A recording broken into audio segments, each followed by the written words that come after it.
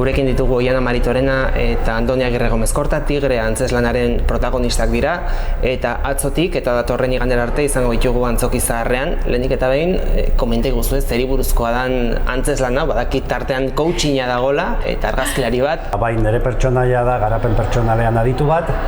Berak uste du bizitzaren inguruko gako asko dituela eta ideia oso onak dituela eta oso ideia konkretuak zoriontsu nola izateko eta zoriontasuna lortzeko ze bide dauden eta hori oso argi dauka eta agertzen zaio Oianaren pertsonaia, argazkilari bat oso gutariko edonork izan dezakeen bizitzarekin eta momentu txar batekin eta bueno, hortxe dago bi munduen arteko talka. Bai, Oiana, hitzak oso erraz esaten dira, baina gero praktika ez da inerreza, ezta? Hori da.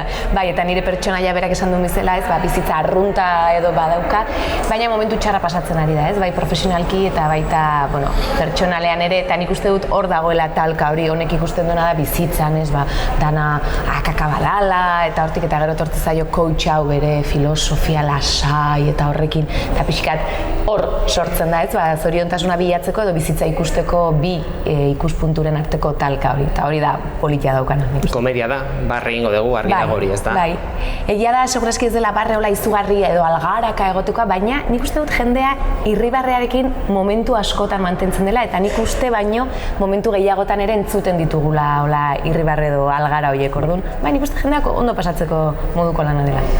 Ez dakit coachinik izan duzuten zeuen bizitzan zehar, horrelako momenturik edo, eta lagundu dizuen coaching horrek ala ez? Bueno, nik izan dut kontakturen bat edo beste coaching batekin, bueno, herrikidea zen eta bueno, ezagutzen dut betidanik eta izan dut noiz bait horrela kontakturen bat eta balio izan dit, gauza puntualetarako balio izan dit, bai, baina bueno, hori coach eta horrelakoekin eta garapen pertsonalen adituekin eta psikologoekin bezala eduki behar da feelinga eta hori da klabe.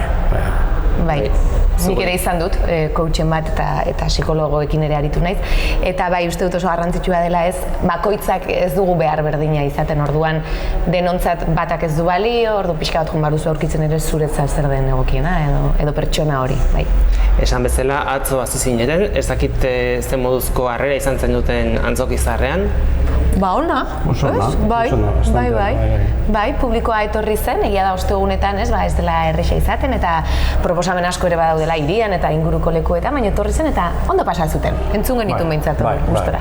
Eta orain aste nagusiko plana, Antzoki Zaharrera jutea, ez da? Animatu jendea jundadin? Bai guretzat eta bai gainontzeko ere, plazar bat izango da. Bai, eta gauza asko daude, baina antzerkiare beti ondo eta euskeraz gainea izan da, ez, Donostian bertan aste nagusian, etor dadila jendea.